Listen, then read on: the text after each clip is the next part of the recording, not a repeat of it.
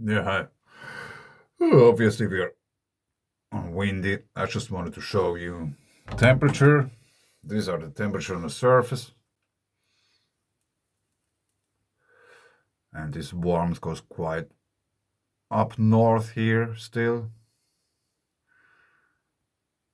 which is a good thing.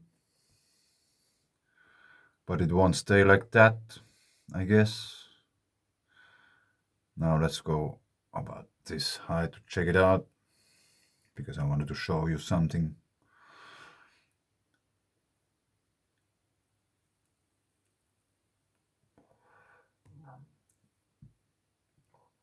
This is now from today, 4,000 meters in height. And here is no boundary of temperature 25 we have here. There's about 10 degrees difference here, okay? Now let's go over to a satellite picture quickly.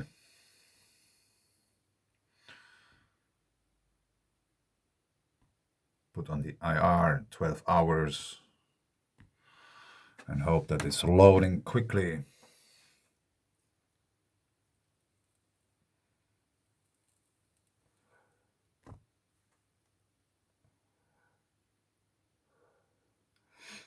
So, and we are focusing on this region, approximately. So there are clouds rolling by. There is not two special things going on, at least in my opinion, according to this picture and the picture what we had before. Now let's go over to the radar.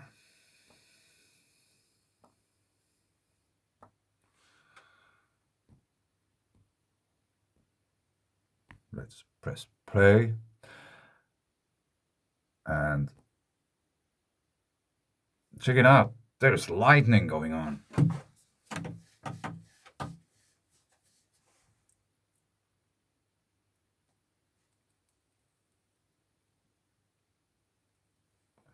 Seen it?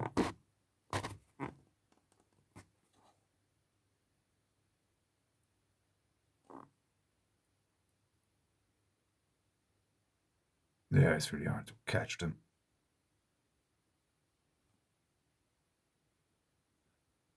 Lightning.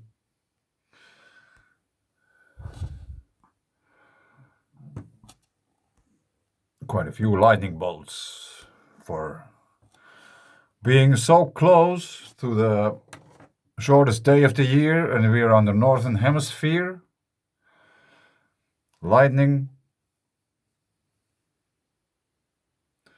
on the coast of Norway and out on the sea. This lightning here down in the sea, this could be just because of the temperature difference. Probably, I don't know. But also the temperature difference might have its roots in electricity. So, now this being seen, let's hop over to space weather. And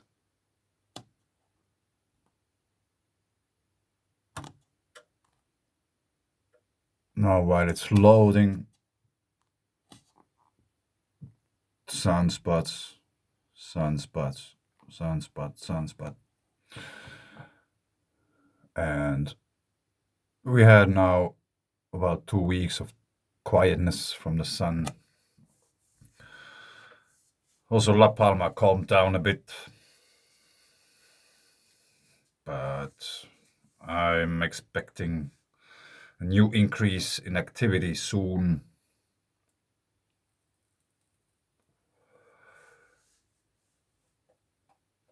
Since those sunspots look, in a way, ugly and big.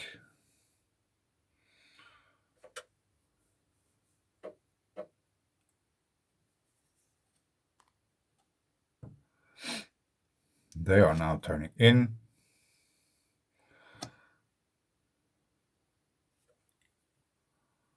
And Earth is approximately, it's a little bit below the equator of the sun.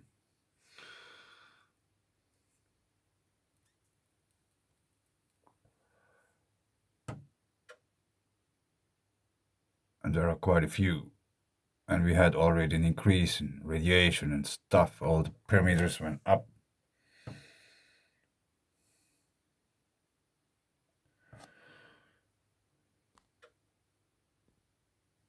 Now let's have a quick look.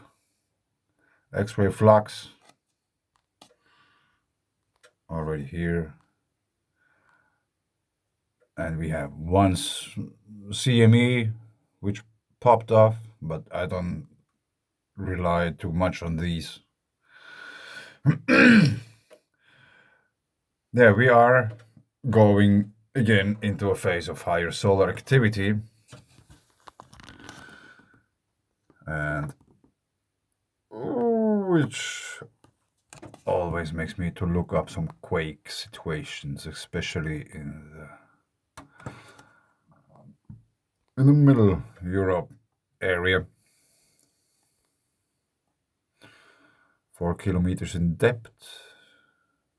1 kilometer in depth. Montpellier. There might be some mining operation.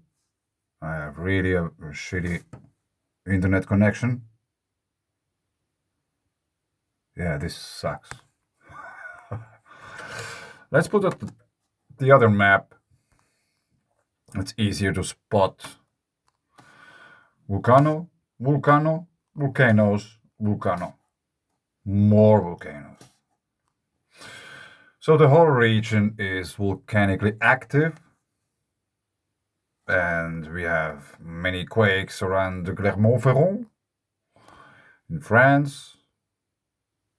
5 kilometers in depth. Some of them could be these kind of mining operations because there are a lot there. Or whatever.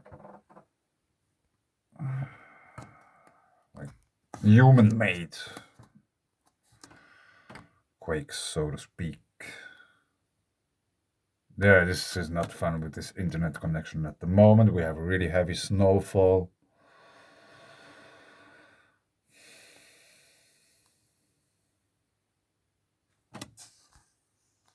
They already downgraded it, not erupting anymore. Really?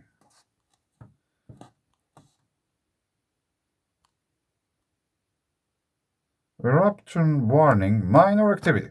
Okay. Nice.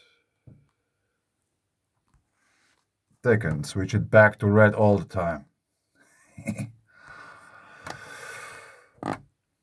And what's going on in Italy?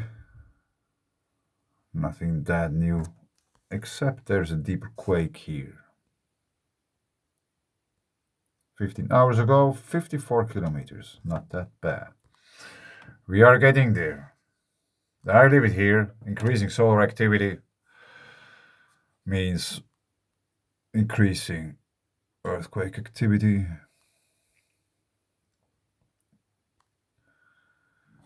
Zero kilometers. NORSAR never tells us how deep the quake is. 10 kilometers in Russia might be just some average. We had also quake here, actually.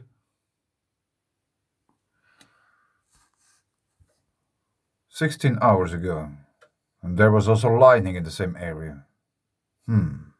Might be a coincidence, I don't know. But I leave it here. Watch out for the sun activities, solar flares and stuff. And yeah, winter lightning up on the northern hemisphere, which is interesting. Thanks. Bye.